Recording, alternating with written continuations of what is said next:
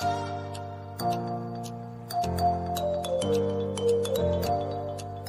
are listening to Alex Nanlohi Podcast, to know the Lord and to make Him known. Mari kita berdoa. Bapa yang mulia, kami datang dalam ucapan syukur sore hari ini. Terima kasih Tuhan berikan kesempatan kampus-kampus di Jakarta Selatan boleh berkumpul bersama dan memuji memuliakan nama-Mu. Tiba waktunya bagi kami untuk membuka firman-Mu. Kami mohon ya Tuhan, bukalah juga hati kami, jadikanlah kami seperti tanah yang baik, supaya ketika benih firman Tuhan ditaburkan itu boleh sungguh-sungguh berakar, bertumbuh, dan juga berbuah nyata di dalam hidup kami. Berkati hamba-Mu yang menyampaikan dan setiap kami yang mendengar. Tuhan, tolonglah kami semua, agar kami bukan hanya menjadi pendengar-pendengar firman yang setia, tapi mampukan kami dengan kuasa dari Roh-Mu yang kudus, kami dimampukan menjadi pelaku-pelaku firman-Mu di dalam hidup kami, di dalam masa muda kami. Bersabdalah ya Tuhan, kami umat-Mu sedia mendengarnya. Di dalam satu nama yang kudus, nama yang berkuasa, nama Tuhan kami Yesus Kristus, kami menyerahkan pemberitaan firman-Mu. Amin. Silakan duduk. Shalom. Selamat sore teman-teman sekalian. Kita bersyukur boleh kembali dalam Bible study kita. Dan untungnya belajar seluruh kitab itu kalian bisa dapat konteksnya ya. Jadi bisa memahami konteks secara lebih utuh. Saya siapkan PowerPoint dan nanti kalian bisa lihat juga ada beberapa hal yang coba kita review sebentar ya. Nah, kita akan melihat dari Kisah Rasul 18 ayat 24. Ini bagiannya cukup panjang. 18 ayat 24 sampai 19 ayat 40. Oke. Nah, kita akan lihat sama-sama terlebih dahulu Kisah Rasul 18 ayat 24 sampai 28 dulu ya. Hari ini abang bagi dua bagian. Kalau kalian perhatikan di depan saya membaginya dua. Yang pertama tentang Apolos mengunjungi Efesus. Nanti bagian kedua kita akan melihat secara khusus Paulus ada di Efesus ya. Mari kita lihat terlebih dahulu bagian pertama, Apolos mengunjungi Efesus ya. Mari kita baca bergantian. Saya baca 24, kalian baca 25, kita bergantian sampai ayat yang ke-28.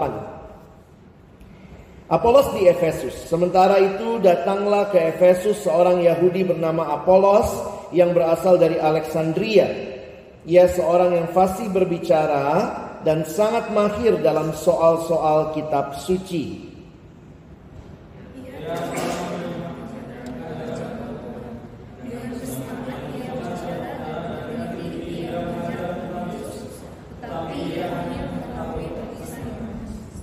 Ia mulai mengajar dengan berani di rumah ibadat, tetapi setelah Priskila dan Aquila mendengarnya, mereka membawa dia ke rumah mereka dan dengan teliti menjelaskan kepadanya jalan Allah.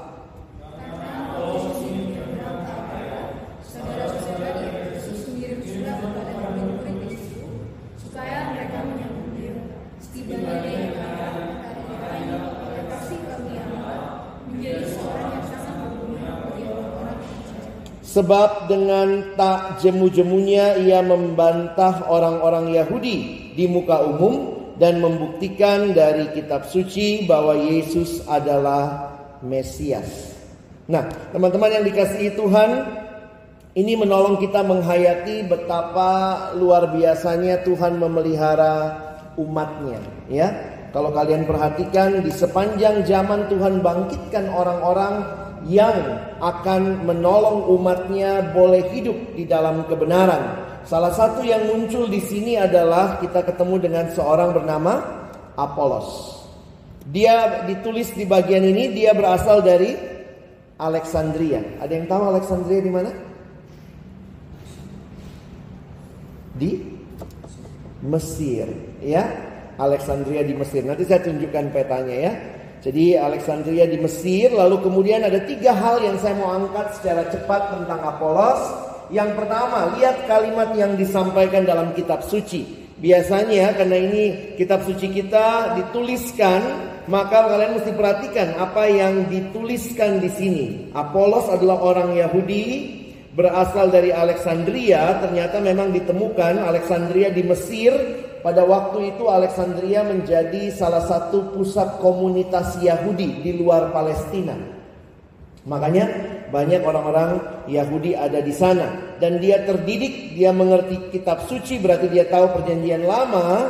Nah, perhatikan dikatakan dia fasih berbicara dan sangat mahir dalam soal-soal kitab suci.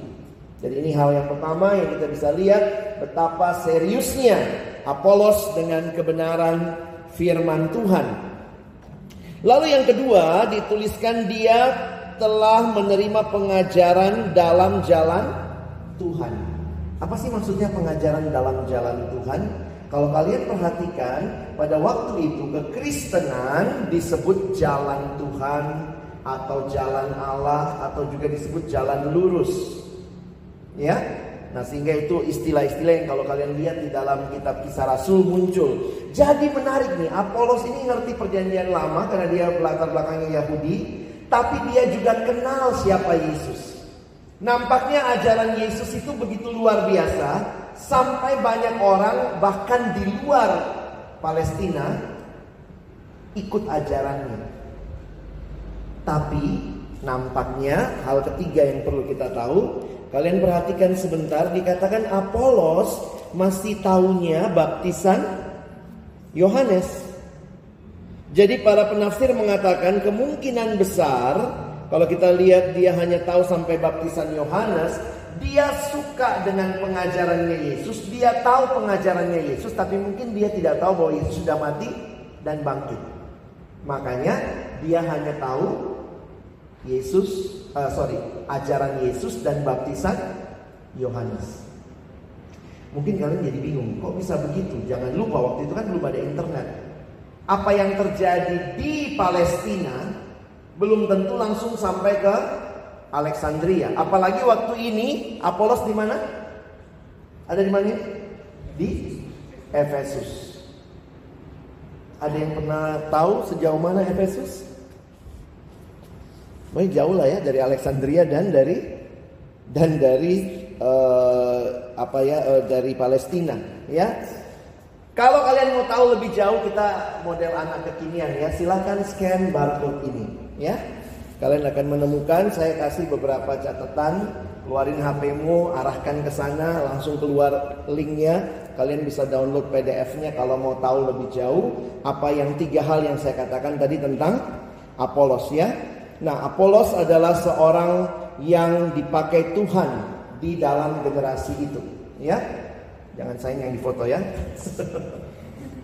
Keluar linknya? Bisa? Ada yang nggak tahu scan barcode? Scan barcode itu arahin aja kameramu, kamera HP-mu seperti lagi mau foto orang, tapi begitu kamu arahkan nanti keluar kok ininya. Bisa? Pakai kamera biasa. Coba muncul. Nggak bisa. Kalau nggak bisa berarti nasib ya. Rata-rata biasanya kamera biasa sih bisa harusnya. Ini kurang tajam juga sih ya.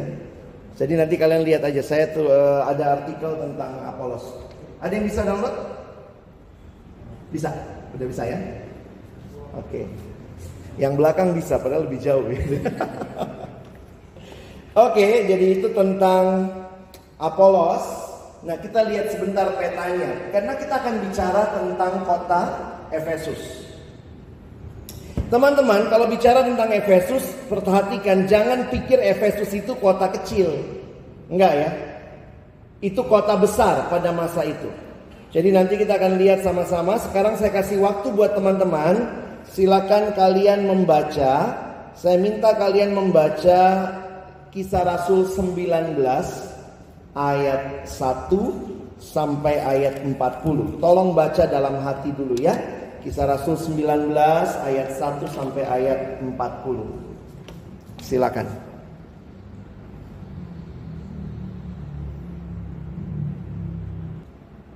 Sedikit tambahan tadi, kita melihat pertama tadi Apolos adalah seorang yang fasih, pinter. Tuhan pakai dia kenal pengajaran Yesus, tapi dia hanya tahu sampai baptisan Yohanes.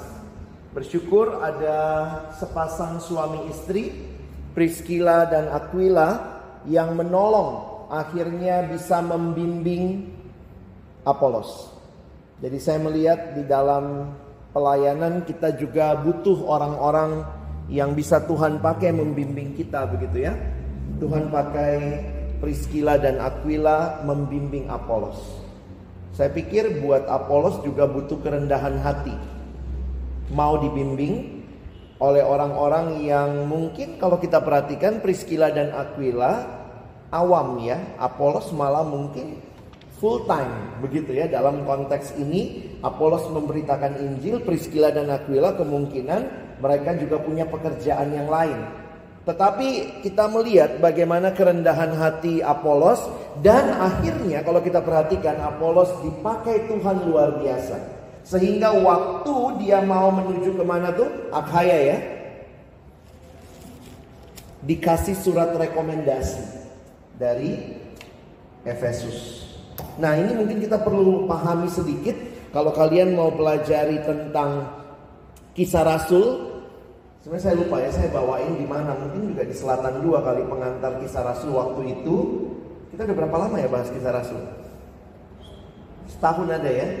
Jadi kalau kalian sebenarnya ikutin tuh, kita lagi bahas seluruh Kisah Rasul. Saya bilang kalau mau bahas Kisah Rasul selalu harus bawa peta, bawa mapnya ya.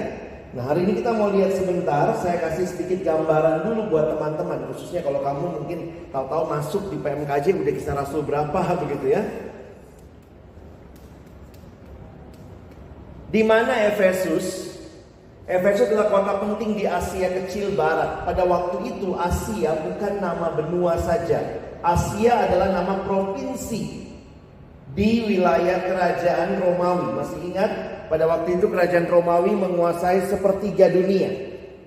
Jadi Romawi menguasai dari ujung barat sampai timur, itu cukup luas daerahnya. Sehingga kalau kita perhatikan, orang Yahudi pun Palestina waktu itu di bawah penjajahan Romawi.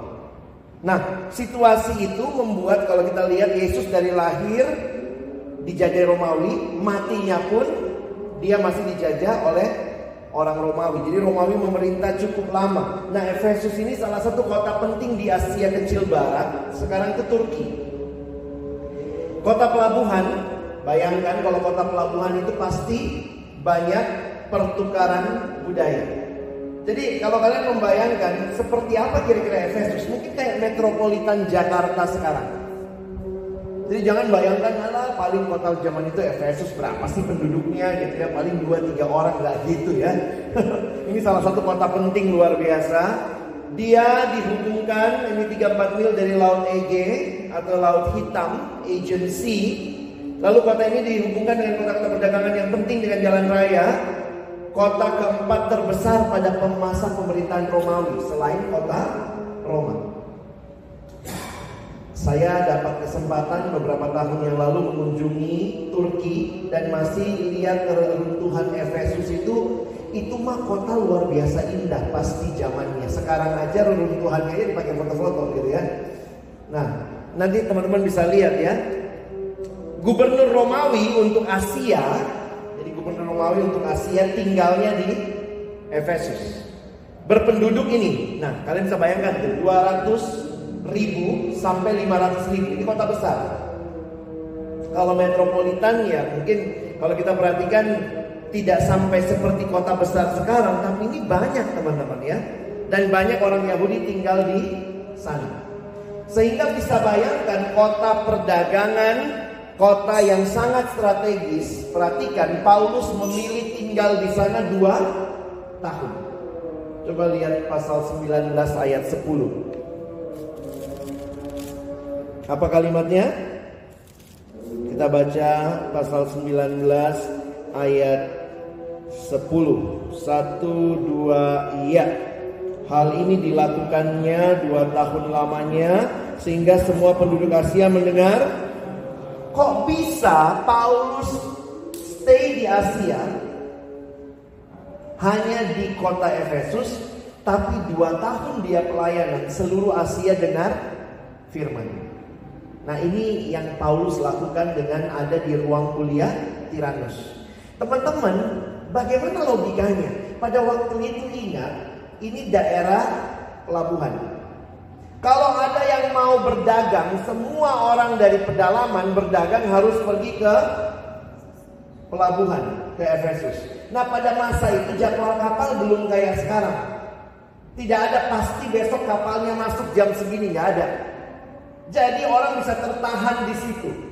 Nah, Paulus pakai kesempatan itu untuk memberitakan Injil. Dia buka ruang kuliah Tiranus dan di situ dia memberitakan Injil. Sehingga bayangkan 2 tahun dia lakukan itu, seluruh Asia dengan Injil. Nah, sekarang bayangkan Asianya semana ya?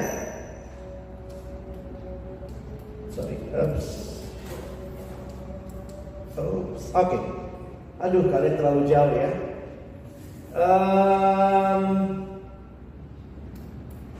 Ini deh yang lebih dekat ya. Ini Roma di sini. Sorry nggak kelihatan ya. Ini Roma paling kiri. Nah, waktu itu Roma di sini, bayangkan Romawi menguasai sepertiga dunia sampai ini Palestina di sini. Oke? Ini Alexandria, ini Mesir di sini ya. Kalau kalian deketin, ini sebenarnya ada tulisan Egypt. Jadi yang warna abu-abu itu nama ininya ya. Ini Egypt, ini Alexandria, ini Efesus. Saya lihat di pinggir laut. Ini laut Ege di daerah sini ya, Agency. Nah, perhatikan, inilah yang Paulus lakukan. Dia melayani sampai ke sini. Jauh banget itu, nggak naik Air Asia ya. Ini jalan kaki naik ini ya. Nah, bayangkan Paulus memilih tinggal di Efesus dan dikatakan dengan dia tinggal di Efesus seluruh Asia. Asia ini Asia. Asia itu makanya saya bilang tadi ini namanya Asia, provinsinya Romawi. Makanya dikenal dengan nama Asia Kecil, bukan benua Asia, Asia Minor. Sekarang itu daerah Turki. Ini Asia, ini Efesus di sini. Bayangkan Paulus tidak pernah, salah satu kota di sini adalah Kolose misalnya. Kolose lebih masuk ke pedalaman. Paulus tidak pernah ke Kolose. Tapi Kolose dengan Injil lewat Paulus. Makanya Paulus tulis surat Kolose. Karena ternyata ada orang yang nampaknya berdagang ikut kelasnya Paulus di Efesus. Dia pulang dirikan jemaat Kolose. Siapa orangnya? Kolose 1 ayat 7. Coba lihat.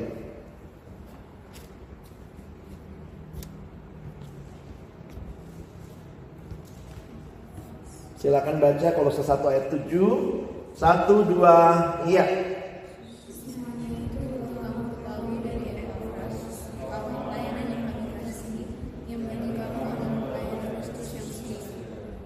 Dari siapa?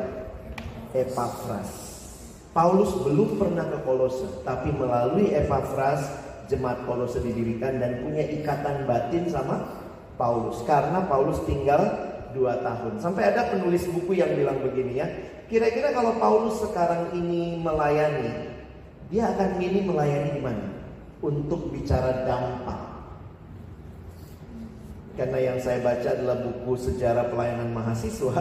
Dia mengatakan maka Paulus nampaknya akan, kalau sekarang pelayanan dia fokus ada di kampus, menjangkau kampus, menjangkau negara. Karena di kampus atau dari kampuslah lahir pemimpin-pemimpin yang akan membawa pengaruh bagi sebuah bangsa. Pelayanan mahasiswa strategis teman-teman.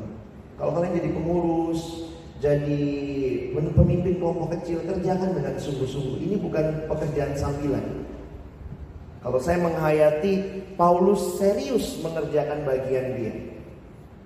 Nah, mungkin kalau kalian dikasih kesempatan juga melayani. Kita nggak bisa ke semua kampus. Saya biasanya ya memang sekarang makin sibuk, tapi saya salah satu sangat prioritas khotbah di PMKJ. Kenapa? Saya nggak perlu ke kampusmu, tapi kamu bisa dengar firman dari saya.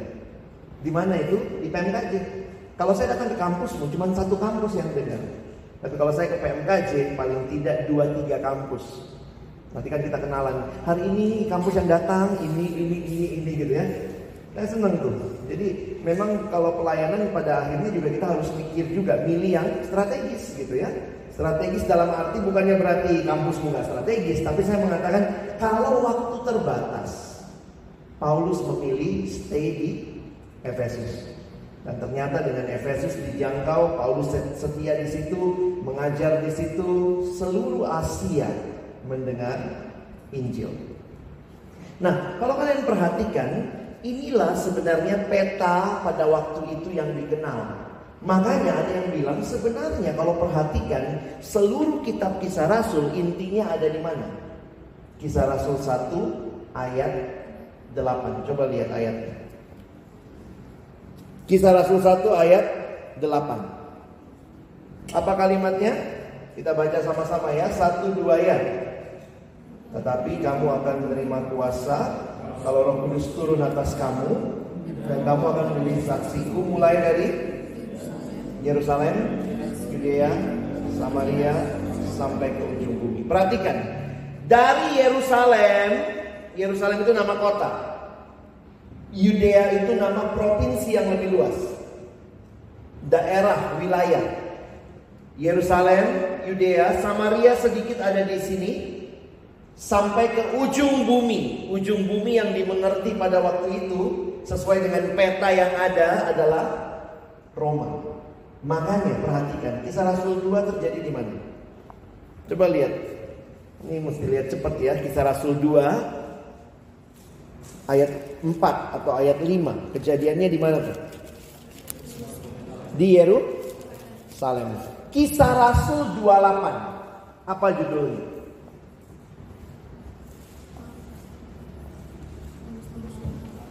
Habis Malta, terus ke belakang lagi. Akhirnya Paulus tiba di Roma. Jadi sebenarnya kalau kalian perhatikan, ada makanya yang mengatakan sebenarnya ini bukan cuma kisahnya para rasul. Lukas yang mencatat atau menuliskan Kisah Rasul sedang menuliskan bagaimana Injil mulai di Yerusalem. Tuhan pakai para rasul, tapi rasulnya mati, Petrus mati diganti Paulus. Tapi yang menarik adalah bagaimana Injil sampai ke Roma. Jadi kalian bisa bayangkan ya, dari sini sampai sini berapa tahun? Kalau naik Air Asia mas setengah jam nyampe kalian.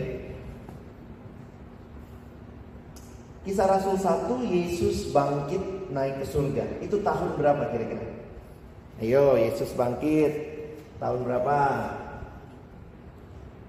Yesus matinya kan umurnya 30. Terus dia umurnya 30, dia mulai pelayanan sampai 3,5 tahun. Jadi kira-kira Yesus umur 33. Mati sama bangkit kan cuma selang 3 hari. Bangkit sama naik ke surga selang berapa?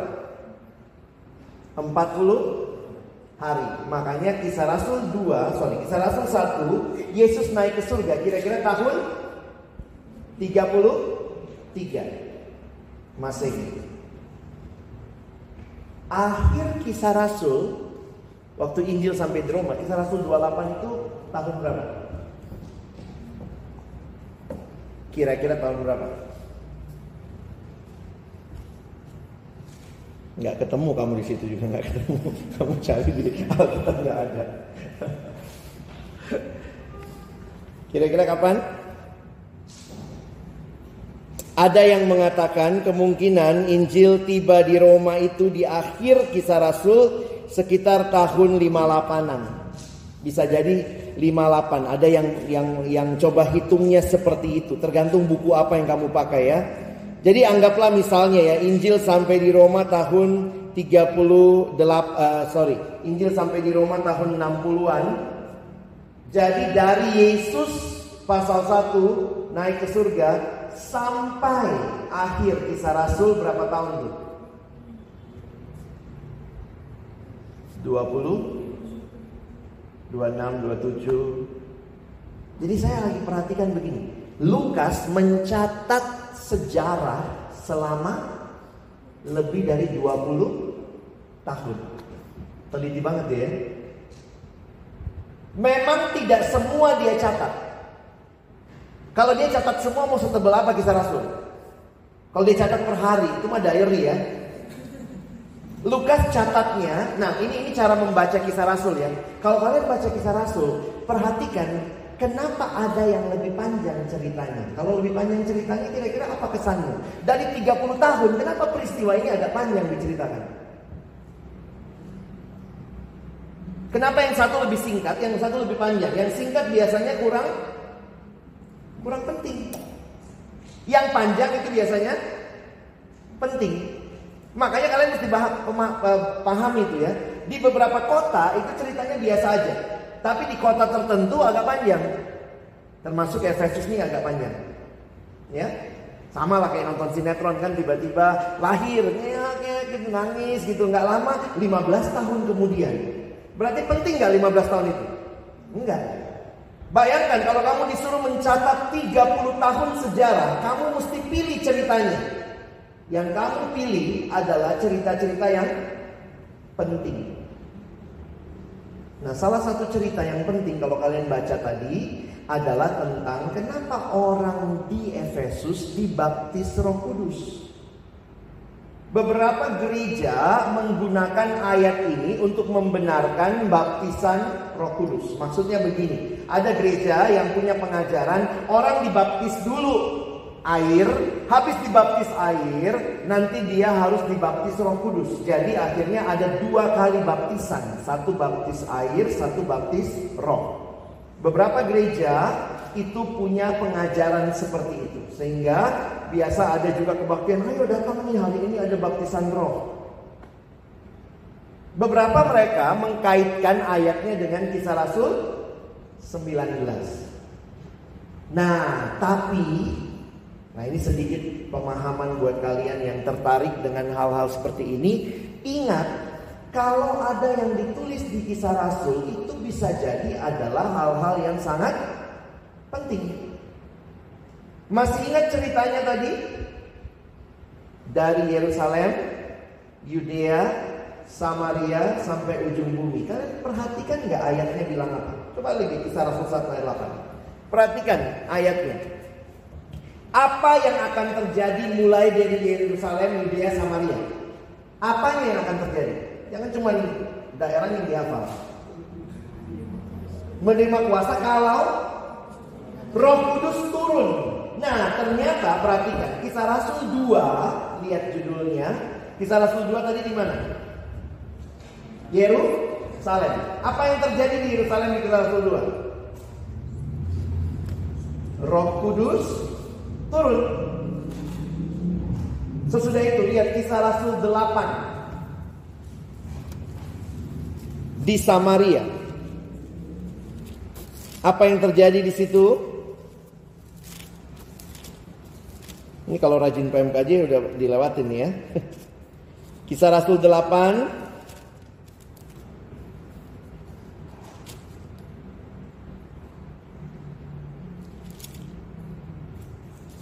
ada Filipus di Samaria.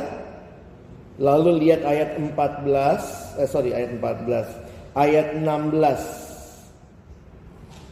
Baca 15, 16, 17.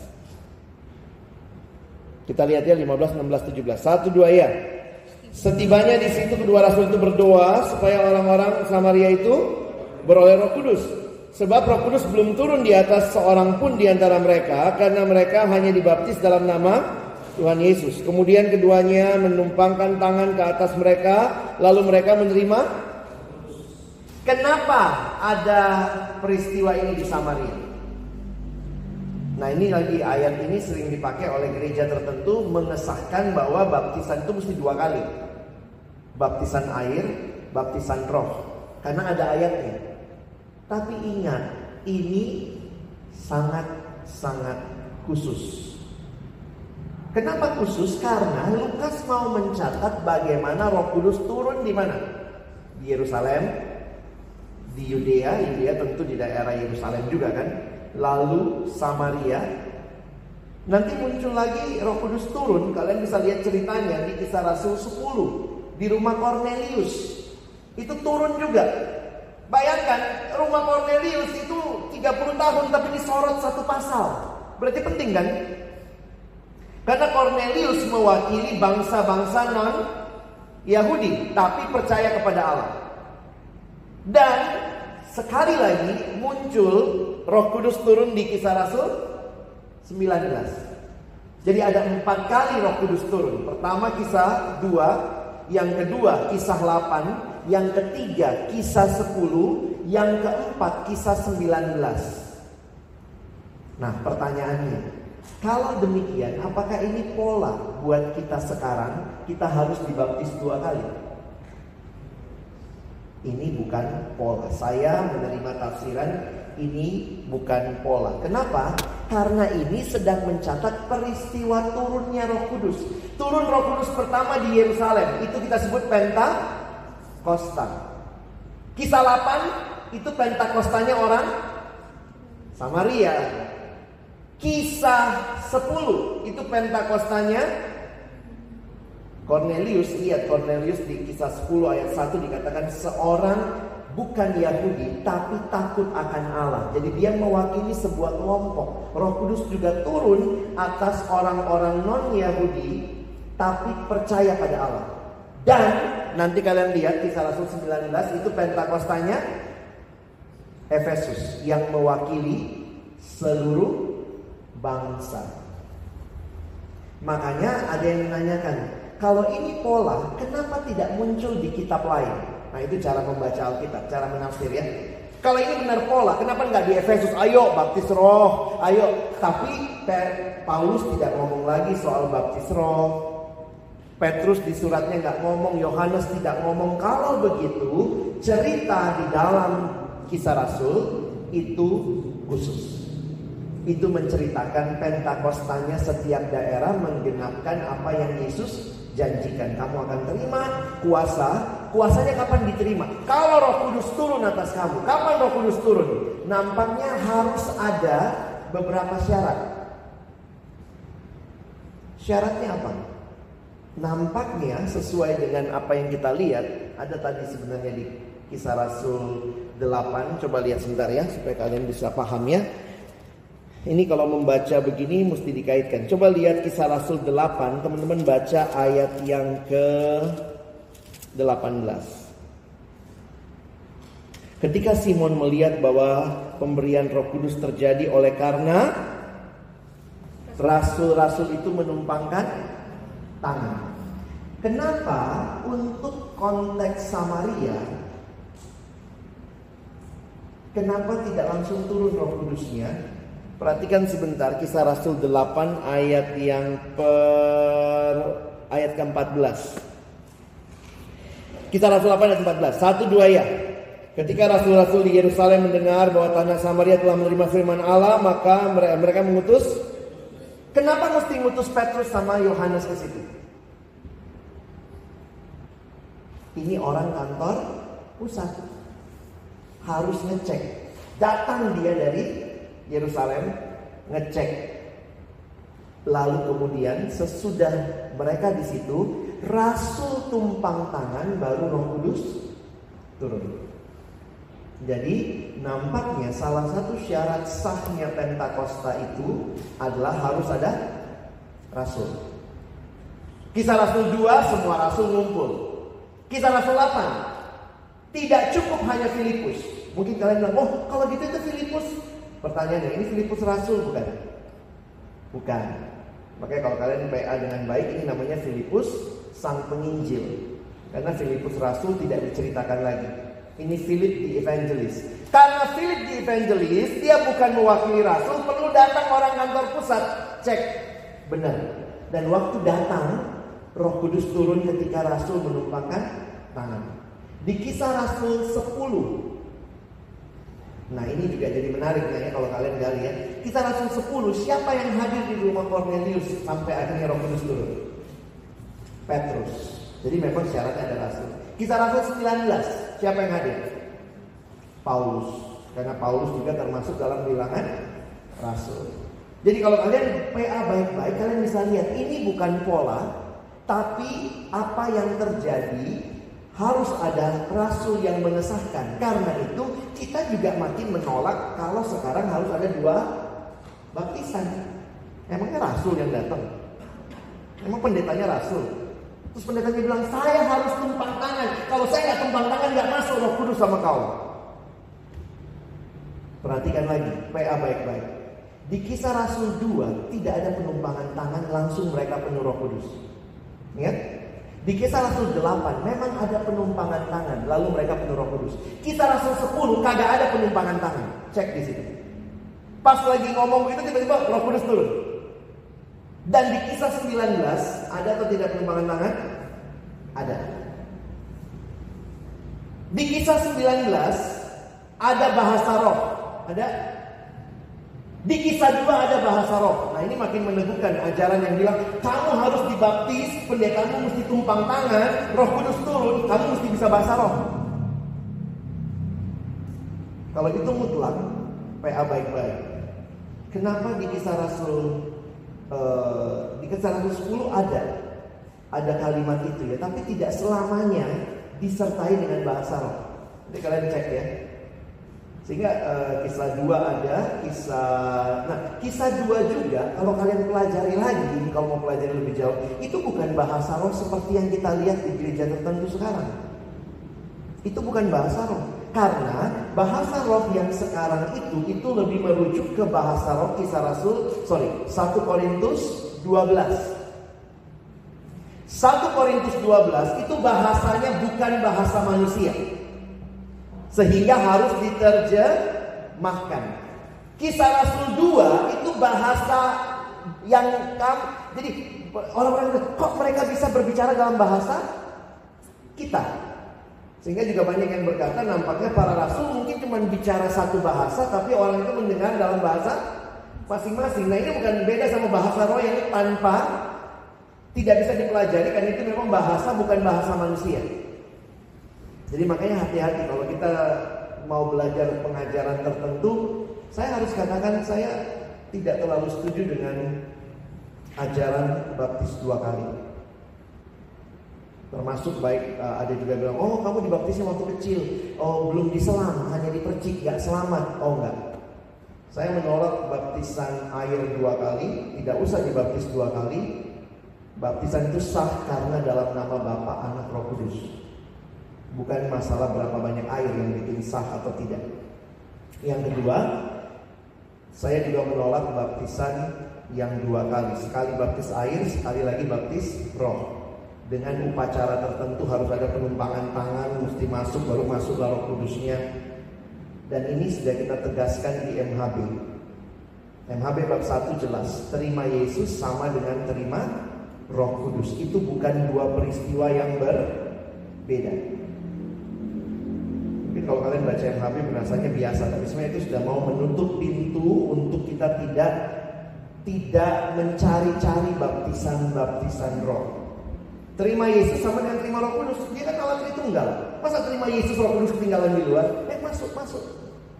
Terus nggak bisa kau lagi yang masukin, mesti pakai pendeta dulu. Pendetanya masukin, masuk kau. Jadi hati-hati. Pengajaran banyak, tapi kalian harus bisa pelajari dengan baik. Kenapa? Karena ayat Kisah Rasul ini yang paling sering dipakai untuk melegalkan atau untuk mengajarkan tentang 2 kali pengalaman baptisan. Makanya di dalam teologi ini disebut sebagai second blessing. Orang-orang yang mengajarkan hal seperti ini disebut sebagai second blessing. Gereja-gereja Protestan arus utama hanya menganut first blessing. Sekali baptisan cukup. Teman-teman dari karismatik Pentakosta ini yang biasanya menganut second blessing. Jadi tidak cukup baptis air, harus juga baptis roh. Jadi 2 kali blessing nih. Gereja arus utama rata-rata hanya menerima sekali baptisan. Oke, bisa paham? Ada pertanyaan? Ya.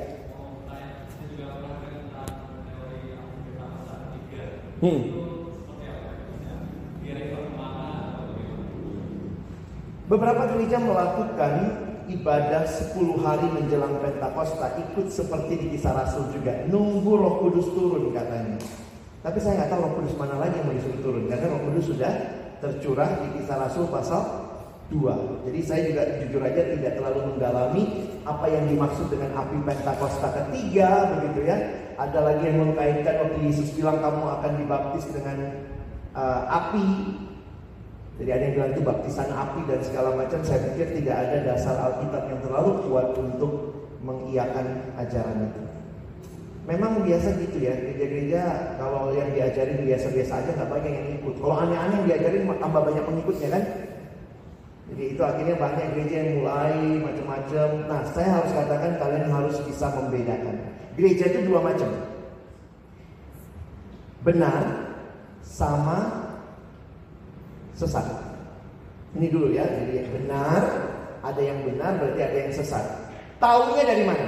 Yang benar sama yang sesat dibedakan dari apakah dia menerima pengakuan iman rasuli. Bukan menyebutkan, menerima ya. Karena ada gereja memang ada ibu gak sebut pengakuan iman rasuli.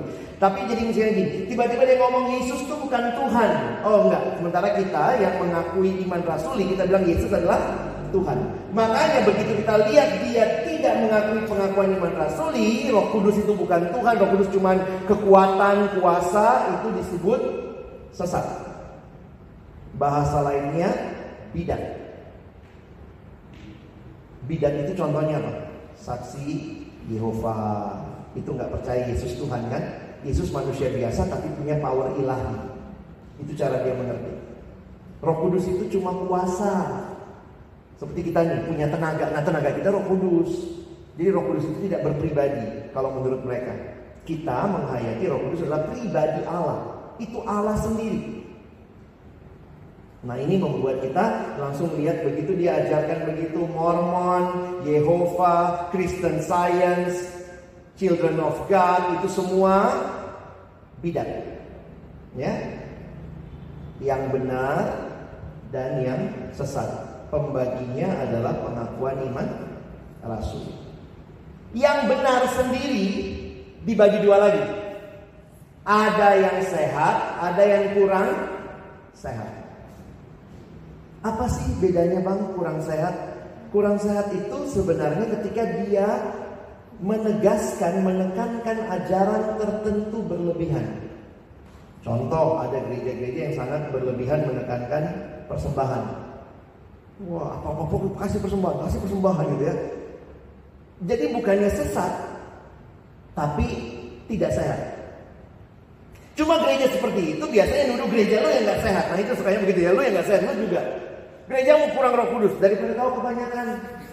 Suka berantem gitu ya. Nah jadi memang yang berantemnya di antara kita adalah seringkali seperti itu. Nah saya mengkategorikan gereja-gereja yang mengajarkan second blessing sih masih saudara ya. Walaupun dia memaksakan mengajarkan itu karena tetap Yesus sebagai Tuhan kan. Mengakui pengakuan rasuli tapi mungkin tidak sehat karena mereka menegaskan apalagi dilihat harus bisa bahasa roh baru namanya ada bukti Roh Kudus masuk. Jadi ini yang kita lihat ya kita mengatakan yang begitu nggak sehat. Dia mungkin kalau dengar saya ngajar begini, kau yang nggak sehat, masa nggak percaya Roh Kudus? Saya percaya, tapi tidak usah dimasuk-masukin gitu ya. Jangan pakai pola Kisah Rasul. Ada pertanyaan lain?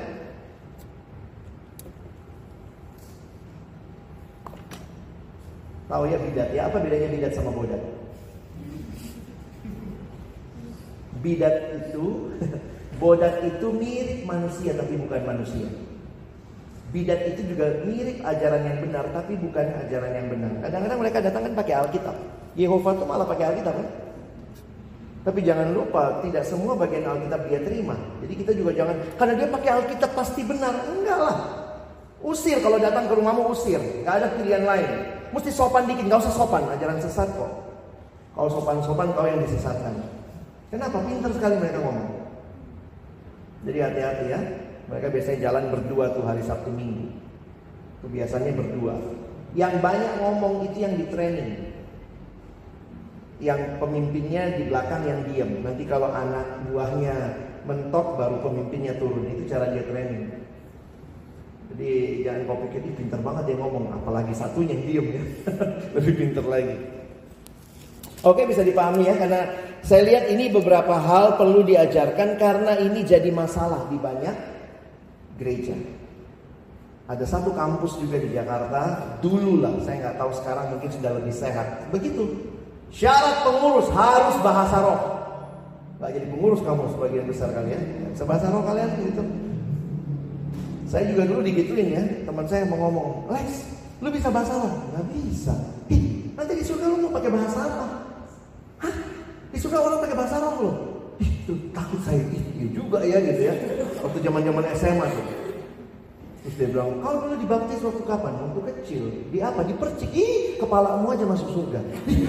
Takut juga gitu ya. Nanti badanmu gimana gitu ya. Makanya mesti salam. Jadi kadang-kadang saya pikir, kita mesti tahu juga ya. Ini sayangnya gereja-gereja tradisional tidak mengajarkan kenapa kita dibaptis. Kenapa kita nggak berbahasa roh. Kita mesti tahu juga ya. Bahasa roh itu karunia. Ada yang dikasih, ada yang tidak. Jadi jangan maksa. Begitu ya. Oke.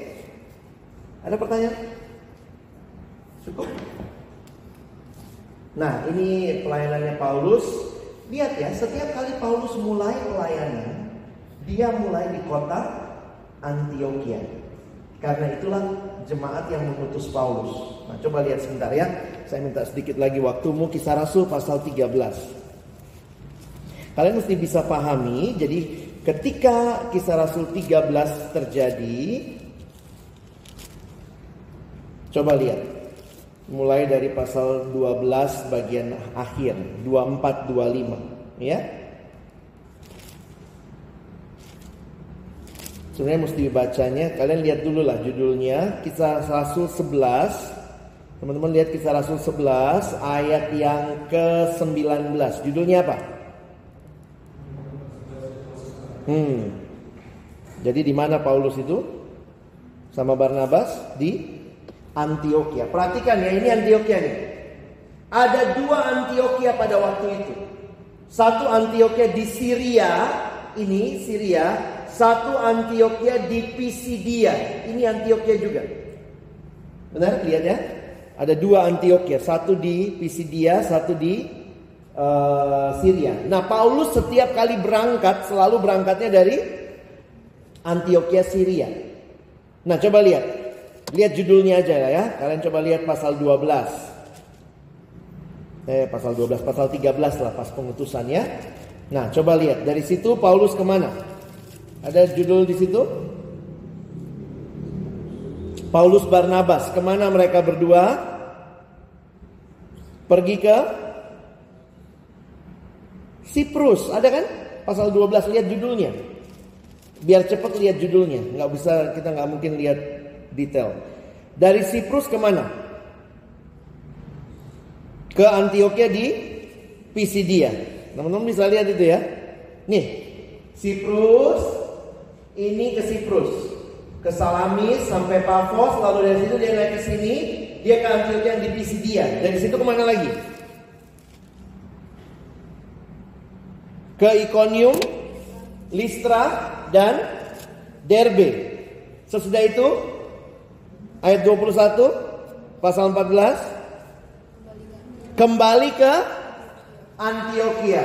Jadi lihat ya, kembali lagi ke markas besar. Set, pulang dia. Berapa lama? Dari sini ke sini ke sini. Dari sini kan dia ke sini, nanti balik lagi, pulang ke sini. Berapa lama? Kita kadang mikir, ya ampun, di Alkitab kan cuma 2 pasal.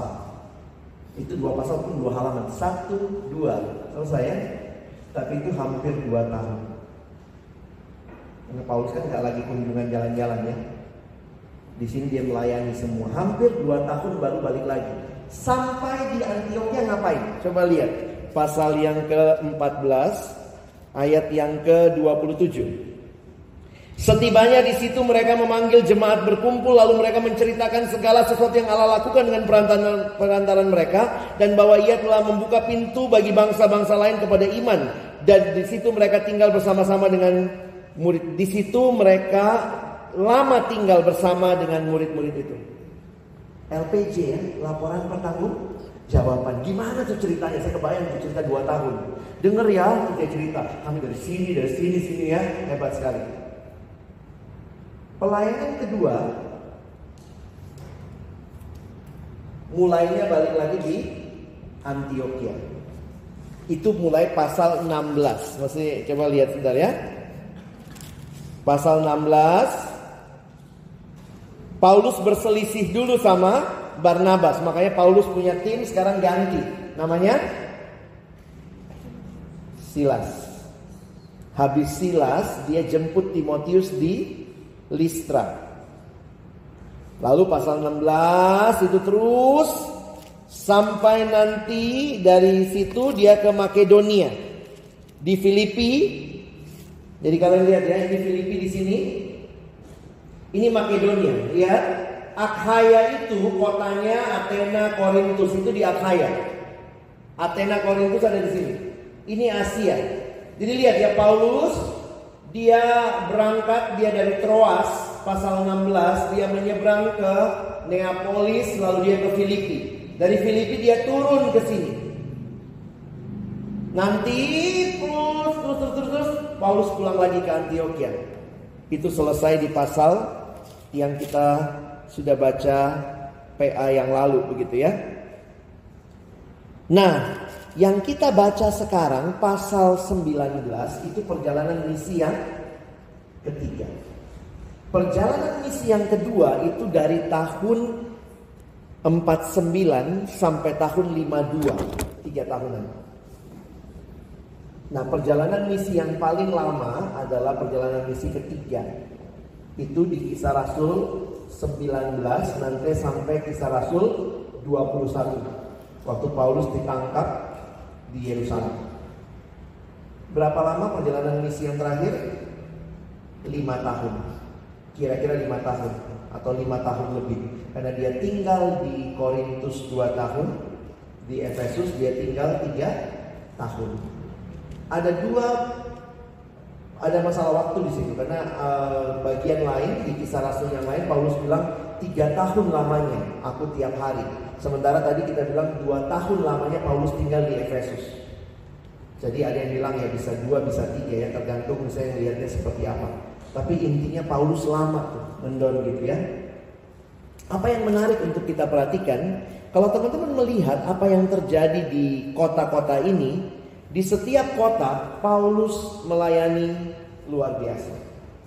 Tuhan pakai dia untuk membangun jemaat di sana. Saya balik sebentar ya ke sini dulu ya. Oke. Paulus pengikut Yohanes Pembaptis, kita lihat tadi saya sudah jelaskan Kisah Rasul 19 ayat 1 sampai 7. Ada yang bertanya, kenapa mereka harus dibaptis? Kalau mereka hanya tahu baptisan Yohanes, berarti mereka belum Kristen sungguh-sungguh, karena mereka belum tahu Yesus mati dan bangkit. Jadi kalau dibilang kenapa orang Kristen dibaptis ulang, ini bahkan mereka belum Kristen nih. Kalau kita pakai alasan logis aja. Rumah ibadat, sinagoga, ruang kuliah Tiranus. Paulus itu polanya. Kalau dia ditolak di rumah ibadat, dia keluar ke tempat yang umum. Nah, contohnya di sini Paulus pakai ruang kuliah Tiranus. Berhadapan dengan kuasa. Kalian ingat ceritanya? Biasalah ya, setiap kali ada barang asli selalu ada yang mau bikin KW. Mulai ada yang tertarik sama apanya, sama kuasanya aja. Pikir oh bisa kali ya kita juga pakai kuasanya. Menarik juga tuh setannya. Coba lihat ya. Pasal 19 itu anak-anak Skewa ayat 13. Juga beberapa tukang jampi Yahudi yang berjalan-jalan keliling negeri itu mencoba menyebut nama Tuhan Yesus atas mereka yang kerasukan roh jahat dengan berseru, katanya, aku menyumpahi kamu. Jelek banget kalimatnya. Aku menyumpahi kamu. Nah, ini mesti dibaca dalam kaitan sebelumnya. Hebat banget Paulus ya di ayat 11. Oleh Paulus Allah mengadakan mujizat-mujizat yang luar biasa. Bahkan orang-orang membawa sapu tangan atau kain yang pernah dipakai Paulus. Kain ini kemungkinan adalah penutup kepala, seperti sorban. Ada yang mau sapu tangan saya? Nggak mau ya kalian ya? Nggak yakin ya ada kuasanya ya. Memang Tuhan itu sudah ngomong ya bahwa muridku akan lebih besar kuasanya dari aku.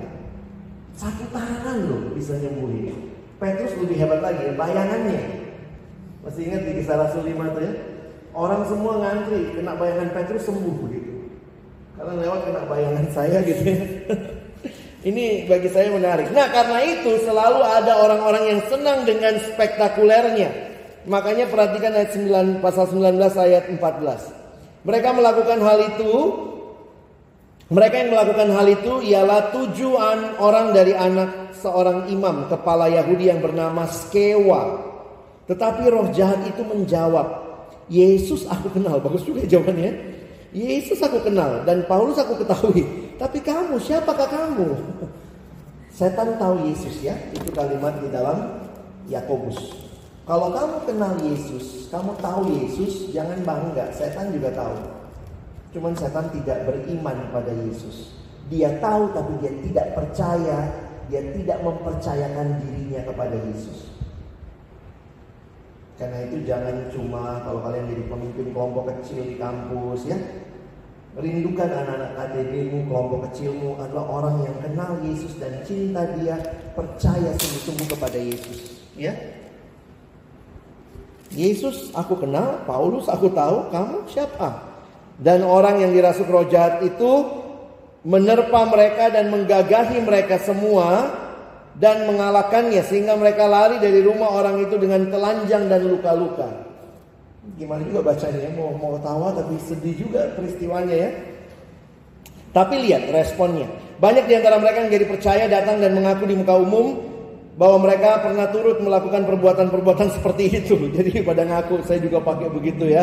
Nah lihat, ini pertobatan salah satunya. Pertobatan itu harganya mahal. Banyak juga di antara mereka yang pernah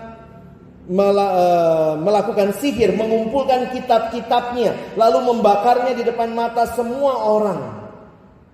Hebat ya, nilai kitab-kitab itu ditaksir 50.000 uang perak.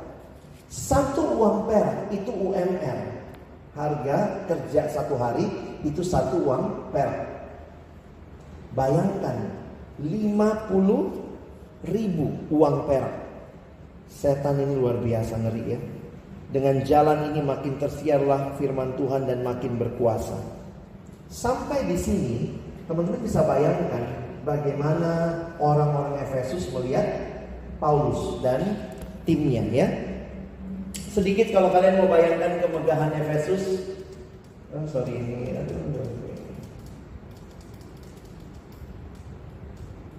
Efesus metropolitan zaman itu, salah satu yang paling luar biasa adalah kuilnya Dewi Artemis. Itu Dewi Diana, Dewi cinta, Dewi kesuburan.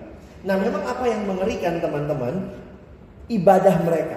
Jadi Efesus itu sangat menjaga kuil Dewi Artemis. Ini ada kaitannya sama yang kita lihat perikop terakhir tentang Demetrius ya. Demetrius itu tukang apa? Tukang perak ya? Iya kan? Tukang besi apa tukang perak sih? Tukang perak ayat 24 ya. Nah teman-teman, yang mengerikan dari bangsa yang beribadah kepada Artemis. Artemis ini dewi cinta, dewi kesuburan, dipercaya bisa membawa kesuburan. Karena itu dari seluruh daerah datang beribadah ke Efesus. Makanya kalian bisa bayangkan Efesus jadi pusat ibadah Artemis pada waktu itu. Memang yang mengerikan dari penggalian sejarah cara beribadahnya. Di kuil Dewi Artemis itu disediakan pelacur, namanya pelacur bakti atau disebut temple prostitute. Saking ramainya pengunjung, satu catatan sejarah mencatat ada kira-kira 3.000-an temple prostitute yang disediakan untuk orang beribadah. Bagaimana? Jadi bayangkan ibadahnya bagaimana? Ibadahnya adalah datang ke kuil itu dan bersetubuh.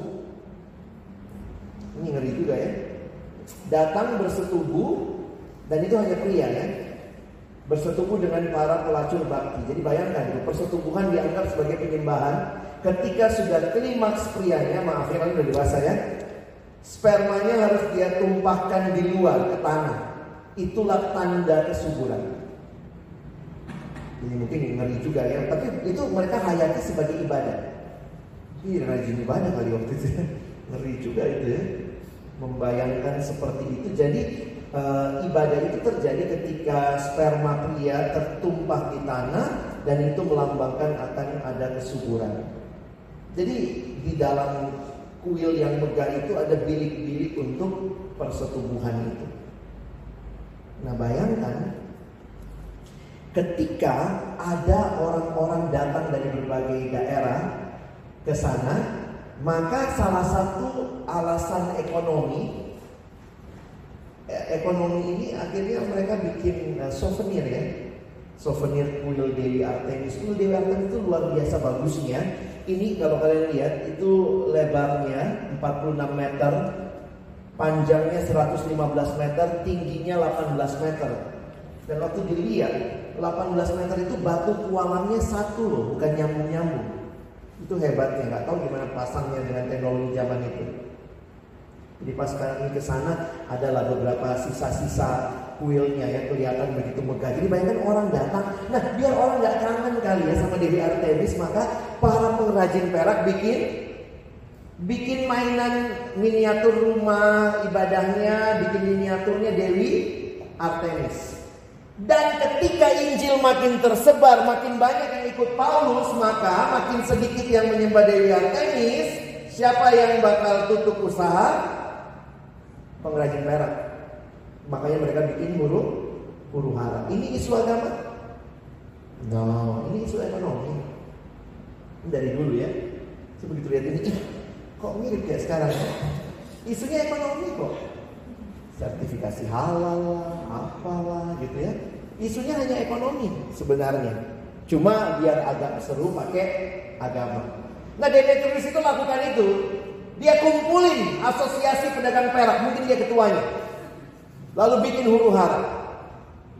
Memang ya, kalau kekristenan berhasil, ada beberapa profesi gulung tikar. Ketika saya baca sejarah kebangunan rohani di Inggris, khususnya di daerah Scotland, ketika 1800-an terjadi luar biasa, orang Scotland itu bertobat gitu ya. Apa yang terjadi teman-teman? Polisi nganggur karena penjara kosong. Itu di Scotland terjadi. Jadi polisi sampai bilang, ayo dong please, ada yang jahat, kira-kira gitu kan ya. Karena gak ada yang jahat gitu loh, gak ada, akhirnya tutup penjara. Nah itu terjadi. Saya pikir iya juga ya, kalau kekristenan berhasil pasti ada beberapa profesi yang gulung tikar. Dan itu harusnya jadi kerinduan kita. Allah dimuliakan ya. Lihat sebentar, bayangkan ini kotanya. Dia punya jalan raya, ini pualam bawahnya. Marmer. Apa batu pualam beda sama marmer ya, tapi ini sisa-sisanya. Sisa-sisa penggaliannya masih ditemukan ya. Ini kalau orang lewat, ini jalannya. Jadi Jakarta aja nggak segini ya. Ini ada yang bilang ini bekas kuil, tapi kayaknya saya gambarnya ini bisa jadi yang agora yang di tempat lain ya. Kita punya teater sekarang ya, namanya XX1 gitu. Berapa tempat duduk? 8 studio, 10 studio. 10 studio kali misalnya satu studio 300 saja. 10 kali 300 berapa? 3.000. Bayangkan pada waktu itu kota Efesus punya teater yang bisa duduk kapasitasnya 25.000 orang. Masih ada sampai sekarang. Ini teaternya. Ya jangan bayangkan kursi 21 ya. Oh langsung, ini duduk mepet kan semua gitu ya. Bisa tuh. Nah ini hebat banget nih. Ini orang nih. Jadi pada waktu itu mereka ini agak sedikit di luar kota. Ini kotanya sebagian geruntuannya di situ ya. Jadi di sini itu luar biasa, mereka sudah mikirin karena waktu itu kan budaya mereka juga tinggi sekali. Di kota itu ada library, ada jamban waktu itu nggak punya di rumah. Jadi ada WC kotak. Nah salah satu katanya di sana orang-orangnya suka debat, jadi debatnya di jamban sambil duduk, apa lo gini gitu ya. Itu cara mereka berkomunikasi pada waktu itu ya. Jadi luar biasa. Saya waktu perhatikan aja, melihat bangunannya hebat. Dan bayangkan 25.000 orang ini, 25.000 orang yang duduk ini kamu kan pasti nanya gitu ya, gimana sound systemnya? Nyewa dari mana gitu ya? Minta tolong Bang Sahat gitu ya, sound system ya? Enggak loh. Can you imagine, saya nyoba, kakak saya ngomong di bawah sini, ini kan pentasnya, lalu ini teaternya kan, makanya ruang teater selalu modelnya begitu. Dia ngomong, kakak saya ngomong di sini, saya duduk paling atas, bisa dengar. Bayangkan akustiknya itu luar biasa. Itu kayak semua batu mantulin gitu ya. Jadi sistem mantulnya luar biasa. Saya pikir Bang Sahat pasti juga ngerti itu kalau lagi pasang speaker ya. Ini mantulnya kemana? Kan nggak cuma pasang aja ya, pasang apa supaya ada speaker gitu ya. Nggak jelas mana kemana, nggak bisa. Harus jelas titik pantulnya di mana. Jadi waktu saya bayangkan, wow, luar biasa ya. Nah, ini adalah patungnya Dewi Artemis. Patung aslinya diyakini jatuh dari langit. Tapi kemudian para ahli mengatakan mungkin sih meteorit yang jatuh, jadi agak berundel-berundel gitu, dibilang ih Dewi jatuh dari langit gitu ya. Nah, ini replikanya yang masih ada sampai hari ini di museum di London.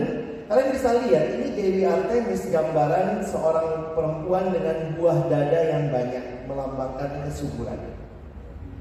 Demetrius nampaknya bikin mainan beginian, souvenir. Begitu semua jadi Kristen atau banyak orang jadi Kristen, mulai bingung dia. Mau jual muka dia nggak laku, mau jual Dewi Artemis sudah nggak disembah orang, gitu ya. Jadi unik juga nih, ya. Nah ini kalau kalian tadi tertarik sama Roh Kudus, scan ini, nanti kalian bisa lihat apa yang saya jelaskan tadi, saya tulis juga dalam artikel di sini ya. Nanti minta aja PowerPoint-nya bisa dibagi. Dan kita akan lihat yang terakhir tentang keributan di kota. Saya hanya akan mengajak kalian baca ayatnya saja. Mari kita baca sama-sama. Saya mulai lihat ayat 23. Coba lihat sebentar ya. Kira-kira pada waktu itu timbullah huru-hara besar mengenai jalan Tuhan. Ingat ya, kekristenan disebut sebagai jalan Allah, jalan Tuhan, jalan lurus. Sebab ada seorang bernama Demetrius, seorang tukang perak yang membuat kuil-kuilan Dewi Artemis dari perak. Usahanya itu mendatangkan penghasilan yang tidak sedikit bagi tukang-tukangnya. Ia mengumpulkan mereka bersama-sama dengan pekerja-pekerja lain. Maka saya bilang dia ketua asosiasi pedagang peraknya. Dalam perusahaan itu dan berkata, saudara-saudara, kamu tahu bahwa kemakmuran kita adalah hasil perusahaan ini. Sekarang kamu sendiri melihat dan mendengar bagaimana Paulus bukan saja di Efesus, tapi juga di hampir seluruh Asia telah membujuk dan menyesatkan banyak orang dengan mengatakan bahwa apa yang dibuat oleh tangan manusia bukanlah dewa. Memang bukan. Ini pidato ini ya, sebelum turun demo nih provokasinya begitu ya. Gila Paulus ini. Bukan cuma di Efesus, seluruh Asia kan. Karena itu pengunjung berkurang. Souvenir nggak laku ya. Ayat 27. Dengan jalan demikian, bukan saja perusahaan kita berada dalam bahaya untuk dihina orang. Bukannya. Bilangnya rugi loh. Tetapi juga kuil Artemis, Dewi besar itu, berada dalam bahaya akan kehilangan artinya. Dan Artemis sendiri, Artemis yang disembah oleh seluruh Asia dan seluruh dunia yang berada, akan kehilangan kebesarannya. Gila. Tiba-tiba langsung angkat isu agama. Gua rugi nih, bikin isu agama. Oke. Lalu kemudian ayat 28. Mendengar itu meluaplah amarah mereka. Lalu mereka berteriak-teriak katanya, besarlah Artemis Dewi orang Efesus. Dia bisa membakar massa ya. Seluruh kota menjadi kacau dan mereka ramai-ramai membanjiri gedung kesenian serta menyeret Gaius dan Aristarchus, keduanya orang Makedonia dan teman seperjalanan Paulus. Paulus mau pergi ke tengah-tengah rakyat itu, tetapi murid-muridnya tidak mengizinkannya. Mungkin muridnya ngomong, janganlah. Ini masanya sudah tidak terkontrol. Kenapa? Masanya agak gila. Lihat ayat 32. Sementara itu orang yang berkumpul dalam gedung itu berteriak-teriak. Seorang mengatakan ini dan yang lain mengatakan itu. Sebab kumpulan itu kacau balau dan kebanyakan dari mereka tidak tahu untuk apa mereka berkumpul. Ya elah, kayak demo mahasiswa ya. Bener nih kayak saya lagi baca berita zaman sekarang. Nah itu tuh demo bisa begitu tuh. Kenapa kamu berkumpul? Gak tahu. Memang kalau kalian lagi baca Alkitab nggak kaget baca berita, sudah ada semua di Alkitab. Aduh, ini gila bin ajaib ini. Jadi 3. Lalu seorang bernama Alexander didorong ke depan oleh orang-orang Yahudi. Ia mendapat keterangan dari banyak orang tentang apa yang terjadi. Segera ia memberi isyarat dengan tangannya dan memberi penjelasan sebagai pembelaan di depan rakyat itu. Tetapi ketika mereka tahu bahwa ia adalah orang Yahudi, berteriaklah mereka bersama-sama, kira-kira 2 jam lamanya besarlah Artemis dewi orang Efesus. Mau coba? Sampai jam 9 ya kita teriak ya. Gitu ya. Gila ya. Hebat ya orang kalau dibakar dengan kebencian dan segala macam. Puji Tuhan Allah sudah dilantik. Apa hubungannya ya? Lihat ayat yang ke-35. Akan tetapi panitra kota menenangkan orang banyak itu dan berkata, hai orang Efesus, siapakah di dunia ini yang tidak tahu bahwa Efesuslah yang memelihara baik kuil Dewi Artemis yang maha besar maupun patungnya yang turun dari langit, ya, yang tadi ya, meteor jatuh dibilang patungnya Dewi. Hal itu tidak dapat dibantah. Karena itu hendaklah kamu tenang dan janganlah terburu-buru bertindak. Sebab kamu telah membawa orang-orang ini ke sini walaupun mereka tidak merampok kuil Dewi kita dan tidak menghujat namanya. Jadi jika Demetrius dan tukang-tukangnya ada pengaduannya terhadap seseorang, bukankah ada sidang pengadilan dan ada gubernur? Jadi hendaklah kedua belah pihak mengajukan dakwaannya ke situ. Bagus juga dia ngerti hukum ya. Namanya panitra kota. Dan jika ada sesuatu yang lain yang kamu kehendaki, baiklah kehendakmu itu disampaikan dalam sidang rakyat yang sah. Sebab kita berada dalam bahaya akan dituduh bahwa kita menimbulkan huru hara pada hari ini karena tidak ada alasan yang dapat kita kemukakan untuk membenarkan kumpulan yang kacau balau ini. Dan dengan kata-kata itu ia membubarkan kumpulan rakyat itu. Teman-teman, setiap kali kita memberitakan Injil pasti ada yang suka, yang terima, ada juga yang menentang. Di dalam bagian ini yang saya melihat adalah Tuhan selalu bisa utus orang yang tepat ya.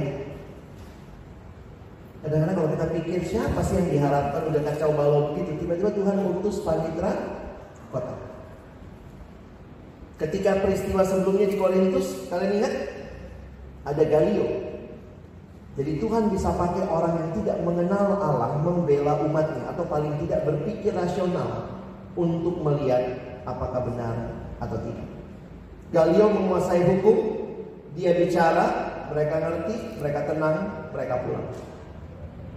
Jangan takut memberitakan Injil, karena Tuhan siapkan orang-orang yang saya yakin juga akan bisa menolong kita.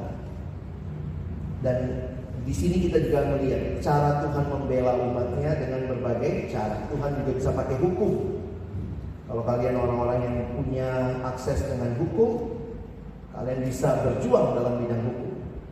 Yang bidang ekonomi bisa berjuang dengan bidang ekonomi. Kenapa? Tuhan juga bisa pakai bidang-bidang itu untuk membawa kesejahteraan bagi umat Allah. Saya akhiri dengan satu data. Ada yang menarik ketika dikatakan Paulus mengajar di Efesus selama 2 tahun. Di dalam satu naskah lain ada tulisan Paulus mengajarnya dari jam ke-5 sampai jam ke-10. Mungkin kau bingung, jam ke-5 sampai jam ke-10 itu jam berapa? Para ahli mencoba melihat, ternyata Paulus mengajar itu diperkirakan dari jam 11 siang sampai jam 4 sore. 11 siang sampai 4 sore. Berapa jam? 5 jam. Kenapa bisa ngajar di ruang kuliah Tiranus? Ternyata matahari yang sangat panas di Palestina membuat orang bekerjanya pagi atau sore. Pagi banget orang kerja sampai jam 11. Jam 11 tuh orang berhenti kerja. Lalu break sampai nanti jam 4 sore mulai kerja lagi. Nah, Paulus menggunakan waktu break itu untuk menyampaikan firman Tuhan. Tidak heran seluruh Asia mendengar Injil. Saya coba memperhatikan lihat gini loh, Paulus menghabiskan 3 tahun di Efesus, menghabiskan 1,5 tahun di Korintus, pelayanan misi 5 tahun, perjalanan misi ketiga. Tidak heran ada buahnya. Di sini saya jadi belajar, waktu kita pelajari Kisah Rasul, mari setia, mari kerjakan dengan baik. Jangan mimpi punya hasil kalau kamu sendiri juga tidak memberi yang terbaik. Dan memberi yang terbaik termasuk invest waktu. Paulus invest waktu loh. Dan waktu saya lihat itu saya pikir, Tuhan terima kasih. Sebuah pelayanan maju karena ada orang-orang yang mau invest waktunya, mau berikan dirinya, berikan hidupnya, tidak peduli dengan diri sendiri, tapi peduli dengan kerajaan Allah dan orang lain. Nah itu ada saya simpulkan, nanti kalian bisa baca, kita bisa pelajari tentang itu nanti di penginjilan Paulus ya.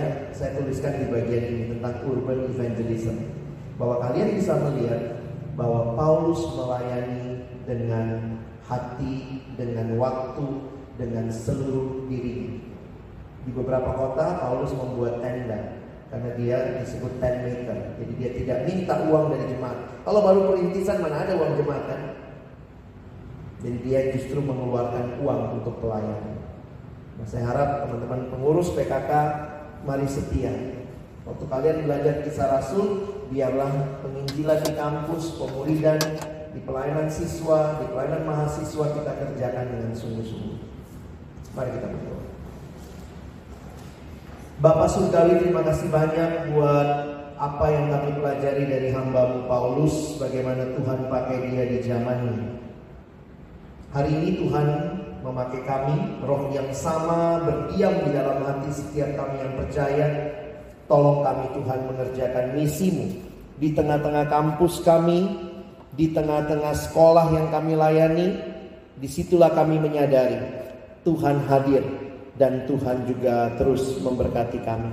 Terima kasih sekali lagi buat setiap pemahaman yang kami terima sore hari ini. Tolong kami bukan cuma jadi pendengar firman, mampukan kami jadi pelaku-pelaku firman-Mu. Dalam nama Yesus kami berdoa, kami bersyukur. Amin.